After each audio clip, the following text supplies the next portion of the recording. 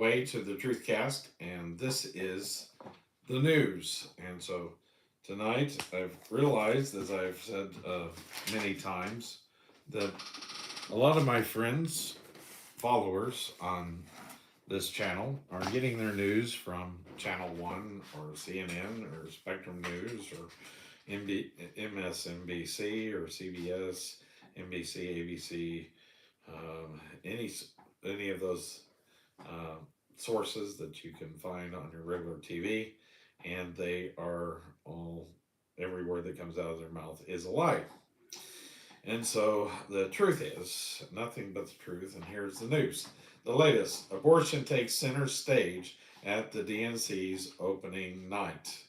I think we've turned a new phrase: Camellia, kill, Kamala kills, or killer, Camellia, Kamala. Camellia. She's a chameleon and a camellia. She kills. She wants to kill everything. And so, on the first day of the 2024 Democrat National Convention in Chicago, abortion access emerges as the dominant theme among speakers. Kentucky Governor Andy Beshears informed the our very own Antichrist, I guess he spoke, and former Senator Hillary Clinton emphasized abortion in their speeches, with Beshears criticizing former President Donald Trump for his role in overturning Roe v. Wade. Wow. Of course, I didn't watch it. I'm not going to watch it. I'm just going to follow the news. Multiple speakers shared personal experiences related to abortion success, blaming Trump for the current restriction on reproductive rights. The Democrats are using abortion as a key campaign issue to mobilize voters. The DNC delegates highlight Harris' policies while failing to name a single accomplishment. Delegates at the Democrat National Convention in Chicago struggled to name specific achievements of Vice President Kamala Harris. Kill, kill, Killamenia. Let's see. I can't do it while looking at the word. Killama. Uh, anyway, Harris, when asked by reporters attending the DNC, many delegates focused on Harris' political ideology. Killamilla, million, chameleon, camellia. There we go. Camellia. Work on that. Camellia. Progress policy. Let's see how many delegates focused on Camellia's political ideology, progressive policy proposals, and campaign rhetoric rather than concrete accomplishments. Some pointed to President Biden's economic policies or legalization like insulin price caps, though these were not Camellia's direct achievements. Delegates cited Camellia's advocacy for issues like reproductive rights, uh, public education, and economic policies aimed at helping average Americans. The victories that delegates could point to were achieved through policies uh, implemented during former President Donald Trump, however. Tim Walz, introduced at the DNC as a uh, command sergeant major despite losing that rank. Democrat vice presidential nominee Governor Tim Walz was introduced as command sergeant major at the Democrat National Convention despite holding that rank upon retirement, not holding that rank upon retirement from the Minnesota National Guard. Waltz was provisionally promoted to command sergeant but lost the rank on May the 15th, 2005, a day before his retirement. Despite retiring as a master sergeant, Waltz has claimed to be a retired command sergeant major. In uh, various campaign ads, the public appearances throughout his political career, Waltz cuts short his reenlistment uh, contract as his battalion prepares to deploy for Iraq, leading to allegations that veterans uh, from fellow veterans that he retired to avoid deployment. The uh, Camellia Waltz campaign has not directly addressed their claims. Instead, it accused Republicans of attempting to disagree with Waltz's service. The campaign did acknowledge that Waltz misspoke when he claimed in 2018 to have carried weapons in war, as he has never been in combat or deployed to a combat zone. The media is providing Ca- Kil, uh, Kilmelia uh, unprecedented amounts of positive coverage. A new study by the Media Research Center reveals unprecedented positive media coverage for President Camellia Harris, with 84% of networks' news coverage being favorable. In stark contrast, former Donald Trump received 89% negative coverage from the same networks.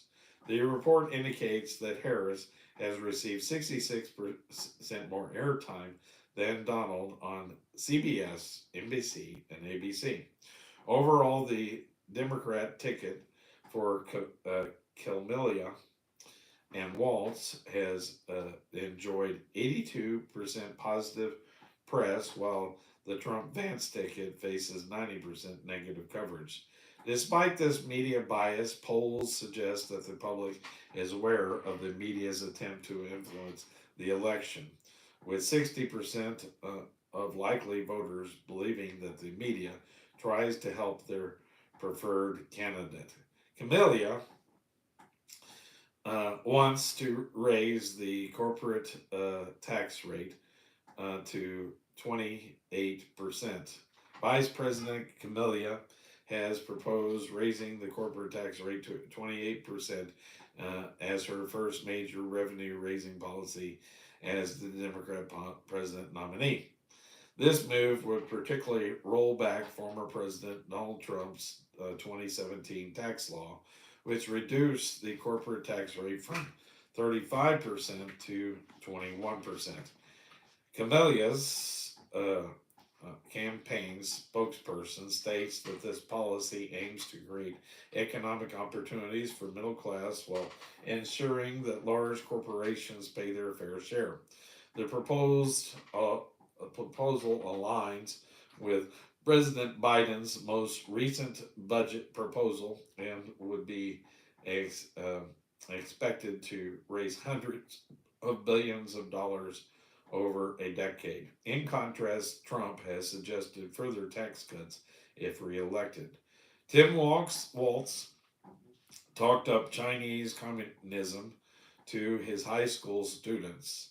An unearthed 1991 newspaper article reveals that Tim Waltz, now the Democrat vice president candidate, used favorable language to describe Chinese communism while teaching a high school social studies class. Waltz reportedly told students that under communism, everyone shares and receives free food and housing from the government. Critics argue that Waltz's description was naive and failed to mention the uh, atrocities committed under communist regimes, including the Tiananmen Square massacre. Waltz first traveled to China in 1989, shortly after the Tiananmen Square events, and later married his wife on the massacre's fifth anniversary. The House Committee on Oversight and Accountability has opened a probe into Waltz's alleged ties to China and the Chinese Communist Party. The Harris campaign, the Camellias campaign, did not immediately respond to the request for comment on the matter. Uh, report illegals cost Mississippi taxpayers $100 million annually. According to a new report by Mississippi State Auditor Shad White, illegal aliens is costing Mississippi taxpayers over $1 million annually. The report estimates that there are at least 22,000 people living in Mississippi illegally at as of August the 19th, 2024. White states that the issue is spiraling out of control and affecting public schools, hospitals, and prisons. He expressed concern that these costs could have been spent on Mississippi citizens if the problems were solved. The report's finds suggest that illegal immigrants is immigration is having a significant financial impact on the state. White's office has published the full report for public viewing. D.C. Councilman uh, Trayon White faces federal bribery charges. D.C. City Council member Trayson White has been charged with bribery by federal prosecutors for allegedly attempting over $150,000 in exchange for influencing government contracts. White is accused of using his position to pressure city employees to extend contracts worth $5.6 million to companies working with high risk youth and providing violence intervention services. The investigation involved a company owner who secretly recorded conversations with White and and cooperated with prosecutors under a plea agreement. The prosecutors alleged that White accepted multiple cash payments totaling $35,000 during four meetings with the informant. The informant also claims that White took $20,000 bribe in 2020 related to a separate contract dispute and received other gifts, including travel expenses. White, who has served on the D.C. Council since 2017, was arrested by the FBI on Sunday and released from custody after his first court appearance.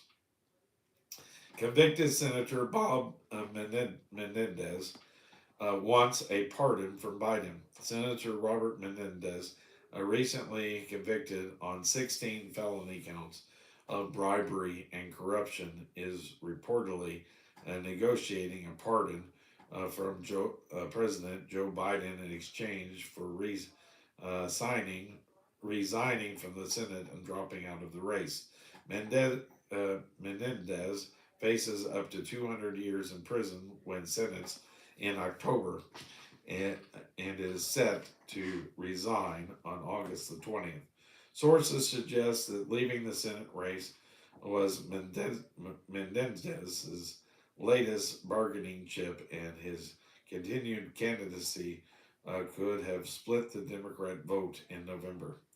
The senator's wife, Nadine Arslanyan, has also been indicted, but her trial has been postponed due to breast cancer treatment. Despite his conviction, Menendez and his wife have been seen dining out regularly, appearing unconcerned. Political analysts speculate that while Menendez is hoping for a pardon, it's unlikely to happen before the November 5th election to avoid Republican criticism. Illegal immigration from Mexico uh, charged for illegal immigrant from Mexico charged for raping a 10-year-old in Mississippi. An illegal immigrant from Mexico, Filiberto Gonzalez, has been charged with raping a 10-year-old boy in Pontiac County, Mississippi. Uh, Gonzalez was arrested on August the 12th and is currently being held at Pontiac County Sheriff's Department Detention Center while waiting for a hearing. What's next? Isn't it weird how quickly people forget that Joe Biden was forced out of the 2024 presidential race? At the Democratic National Convention, he is being hailed as a hero. Biden was welcomed with thunderous applause and uh, adulation, but the people celebrating him and his so-called legacy, stabbed him in the back just a couple of weeks ago and in the front. Biden uh, said selecting Vice President Kamala Harris as his running mate in 2020 was the best decision he made. Yeah, right. Throughout his entire political career, although the incumbent president did not uh, explicitly mention passing the torch to the younger generation, the message was clear: his time has come to an end. Throughout his speech, audience members could be heard shouting, "Thank you, Joe," as Biden discussed the upcoming election and touted his administration's accomplishments. But here's the thing: this entire display was little more than a pat on the back for an elderly man. The Democrats threw Biden to the wolves just a couple of weeks ago. They don't actually care about him or his record. If anything, they despise both. Biden's horrible polling and low popularity are why he was forced off the ticket by many of his longtime political allies. And down ballot Democrats are going to have to run against his record. Kilmelia is already trying to dis- distance herself from the policies she she helped create while working for Biden. If the left were capable of feeling shame, one would certainly hope they uh, felt it after putting on such a cynical display to try to send Biden quietly into the night. Minnesota Lieutenant Governor goes on bizarre rant, panders to Native Americans at the DNC. There was a long um, um, land discourse. I guess that's what she did here. Let's see if we can play it.